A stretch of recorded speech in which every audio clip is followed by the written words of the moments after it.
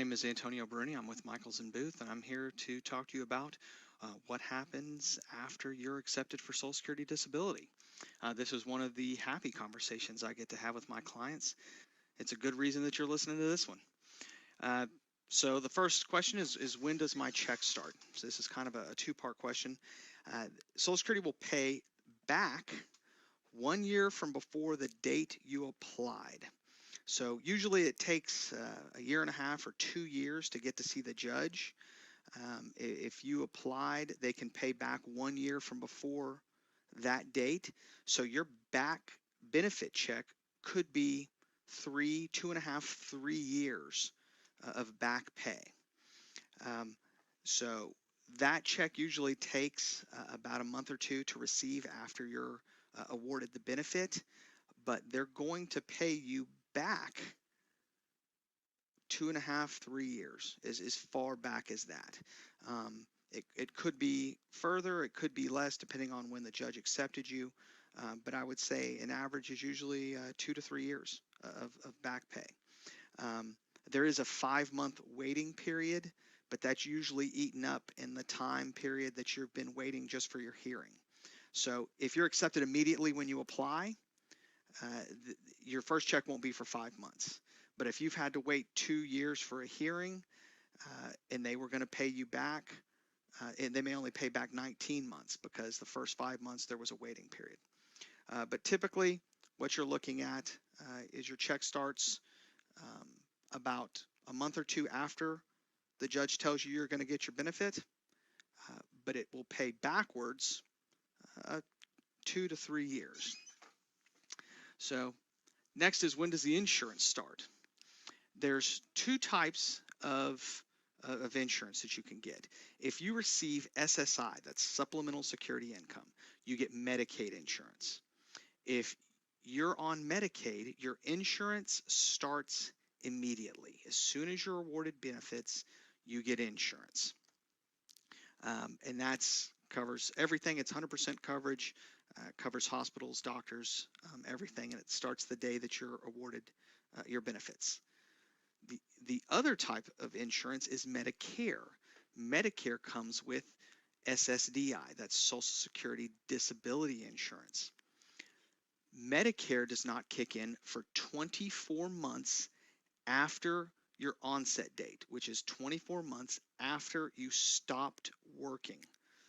So this can play out in two ways. If you apply for disability and they accept you right away, you're not going to have Medicare for 2 years, which could be a huge problem. No job and no health insurance for 2 years when obviously you have a serious medical condition that's keeping you from working. Now, your state will probably have, even the state of Florida has Medicaid for people who have been accepted for disability by the Social Security Administration. So the state may have insurance for you, but the Social Security Administration will not have insurance for you, and your Medicare will not start for 2 years.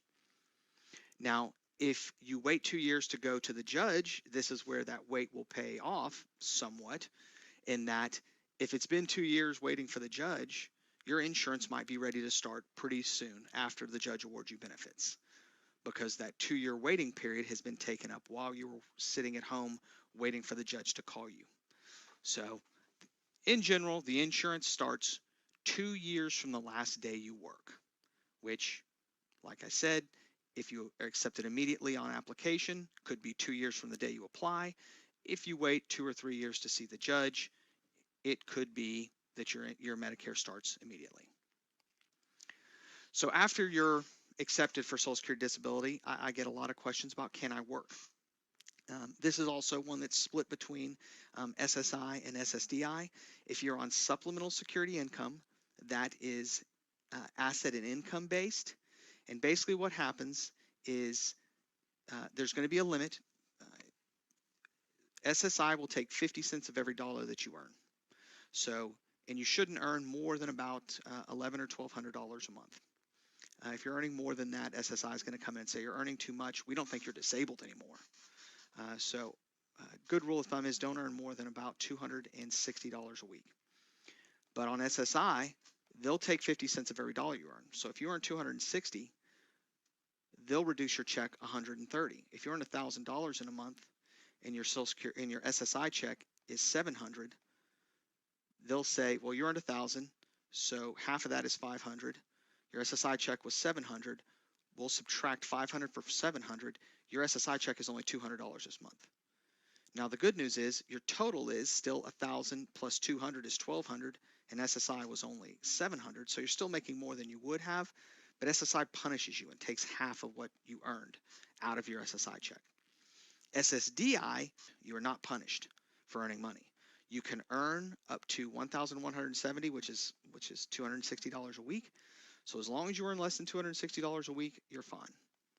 They don't take it out of your check, so you can earn, if your Social Security disability check is $1,000 a month and you earn another $1,000 a month, you could have $2,000 a month in income, and it's no problem. You have to report it to the Social Security Administration, but they will not reduce your check because you're earning money.